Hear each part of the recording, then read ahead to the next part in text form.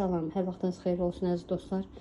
Mən bugün sizlər üçün kuşburnu sopunun hazırlanmasını çəkəcəm. Necə hazırlanır? Deməli, axşamdan aldığım kuşburnuları bəzi bölgələrdə itburnu deyirlər. Yudum təmiz bir qazana yığdım. Kuşburnuların üstünə su çıxacaq qədər su doldurdum, qoydum səhərə qədər. Səhər həmin suyu boşaltdım. Təzə su doldurdum, eyni ilə qoydum qaynamağa. 1 saat, 2 saat kuşburnunun o yetişməyindən asılıdır, qaynayır. Baxdınız yumşaqdır, bağladım. Onu mən blenderla edirəm, əllə də edə bilərsiniz. Blenderla qəşəng əzdim.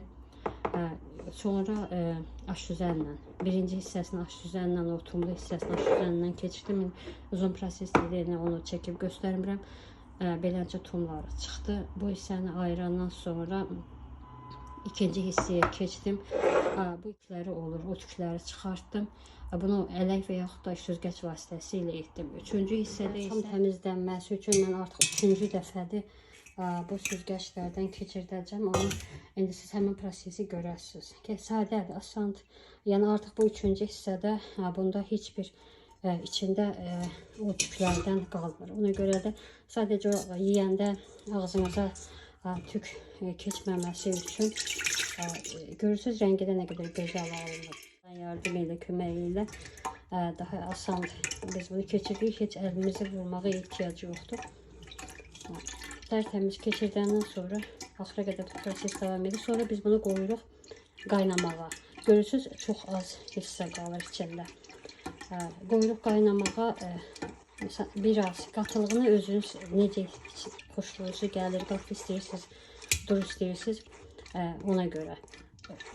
Biraz qaynayandan sonra içinə şəkər tozu atırsınız, o da zövqə görədir. Bəzi adam şirinli, çox şirin istəyir, bəzi yox. Bax görürsünüz, üçüncü dəfə artıq bu qədər qalır. Yəni siz istəsəz bunu dördüncü dəfə də keçirdə bilərsiniz, amma 3 dəfə yetər. Bu qədər biraz sıx süzgəc olanda üçüncü dəfəsi yetər. Bunu qoyacağım qazın üstünə qaynamağa. Biraz qaynayandan sonra, 10-15 dəqiqə qaynayandan sonra mən şəkər tozu atacağım zövqə görə.